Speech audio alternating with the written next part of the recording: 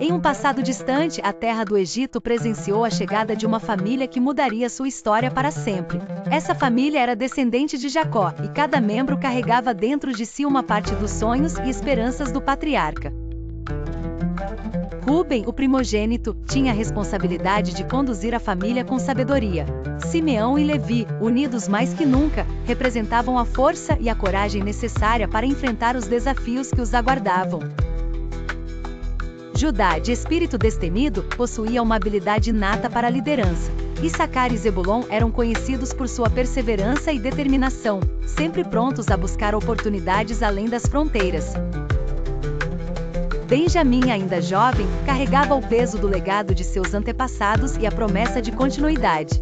Dan e Naftali, com leveza e agilidade, traziam alegria e esperança para o grupo. Gad e Asser, por sua vez, simbolizavam a unidade e a lealdade que mantém uma família unida em tempos difíceis.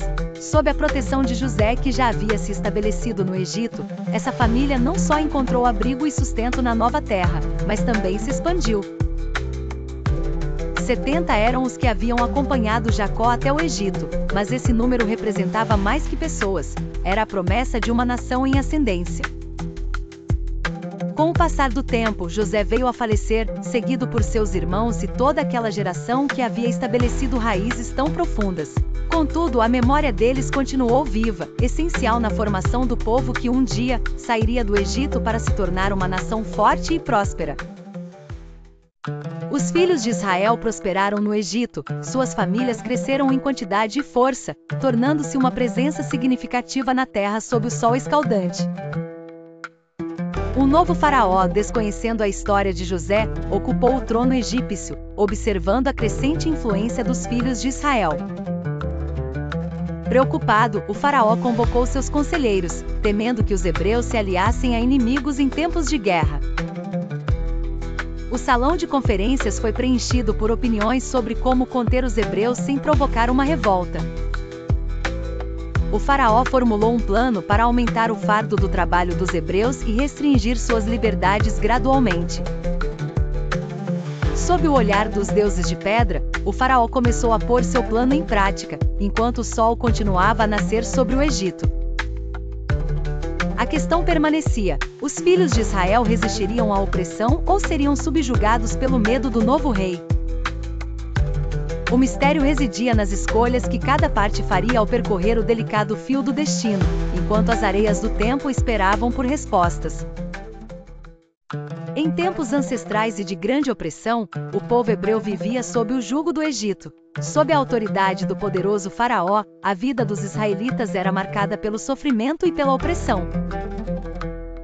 Para garantir que os hebreus não se tornassem uma ameaça devido ao seu rápido crescimento populacional, o faraó decidiu impor-lhes uma série de tarefas pesadas, destinadas a estrangular qualquer tentativa de revolta. Os hebreus foram subjugados a construírem enormes cidades-armazéns para Faraó, com Pitom e Ramessés sendo as principais. Essas cidades eram projetadas para armazenar as riquezas do Egito. O propósito era claro: utilizar o sangue e suor dos israelitas para engrandecer ainda mais o Império Egípcio. No entanto, em meio a todo esse sofrimento, um fenômeno notável ocorria. Quanto mais os egípcios afligiam o povo de Israel, tentando suprimir sua vontade e espírito, mais os israelitas se multiplicavam e se espalhavam pela região. A força e a determinação desse povo pareciam crescer na mesma proporção em que eram oprimidos. Esse crescimento incessante não passava despercebido aos olhos dos egípcios. O aumento contínuo da população hebraica gerava preocupação e descontentamento entre os cidadãos egípcios, que temiam o poder invisível que emanava dos filhos de Israel. O faraó e seu povo, diante desse cenário, se enfadavam, pois seus esforços em subjugar os israelitas pareciam ser contraproducentes. Assim, a história do sofrimento dos hebreus no Egito se tornava um verdadeiro testemunho de resistência e persistência. Cada dor enfrentada, cada carga imposta servia apenas para fortalecer a fibra de um povo que não poderia ser facilmente sufocado.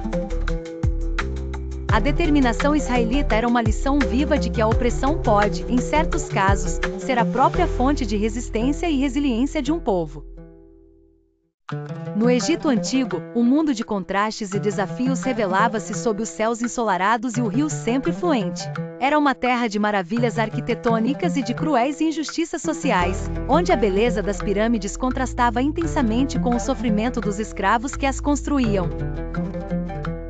Os filhos de Israel eram mantidos em servidão, suas vidas amarguradas com duros trabalhos, desde a fabricação de tijolos assentes sob o arapento sol, até extenuantes serviços nos campos férteis que se estendiam ao longo do Nilo. Toda tarefa que lhes era imposta pelo faraó era marcada pela dureza e pelo batente incansável. E num dia menos deslumbrante, sob a sombra das decisões reais, o rei do Egito convocou as parteiras das hebreias, Sifra e Puá. Estas mulheres eram guardiãs do limiar entre a vida e a morte. Sua missão transcendente tornava-se uma cruel ordem de extermínio. Quando ajudardes no parto as hebreias, decretou o faraó, e as virdes sobre os assentos, se for filho, matá-lo-eis, mas se for filha, viverá. Sifra e Puá foram colocadas diante de uma escolha impossível. Deveriam elas obedecer ao faraó e extinguir as vidas inocentes de meninos recém-nascidos, ou preservar essas vidas contra a vontade do próprio rei? A decisão pesava sobre seus corações como o sol egípcio pairava sobre a terra fértil, mas sufocante. Elas sabiam que obedecer à ordem significava serem cúmplices de uma cruel obra de genocídio, mas desafiá-la poderia selar seu próprio destino. A determinação estava fincada dentro delas. Elas optaram por seguir aquilo que consideravam ser a verdadeira justiça, recusando-se a tirar a vida dos recém-nascidos. Encobrindo a verdade sob véus de silêncio, pouparam os meninos sob seu cuidado. O que se seguiria era uma tensão crescente, onde coragem silenciosa e resistência pacífica se entrelaçavam. As parteiras guardaram os destinos dos jovens em suas mãos, escrevendo nos corações um conto de bravura e desafio contra o tirânico poder. Elas tornaram-se heroínas anônimas em uma terra onde os ecos do sofrimento retumbavam tão fortemente quanto as poderosas construções que os sitiavam. Sifra e Puá, sob as estrelas cintilantes do deserto e as sombras das majestosas pirâmides, elegeram a redenção em um ato de humanidade. E assim, as histórias dos pequenos salvaguardados delineiam o cerne de uma resistência inabalável, onde mesmo contra os fardos mais pesados, uma escolha por compaixão reinava suprema. No Egito Antigo, sob o reinado de um faraó opressor, o povo hebreu enfrentava tempos difíceis. Editos severos tinham sido promulgados para controlar o crescimento da população hebraica, gerando um clima de medo e insegurança. Entre as leis cruéis, uma decretava que todo menino hebreu deveria ser morto ao nascer, enquanto as meninas seriam poupadas. Duas parteiras, Sifra e Puá, receberam a ordem do faraó de seguir essa determinação. No entanto, essas mulheres decidiram obedecer a uma autoridade ainda maior, Deus. Temendo a ele, elas ignoraram a ordem do faraó e optaram por preservar a vida dos meninos. As parteiras, portanto, desenharam um plano engenhoso.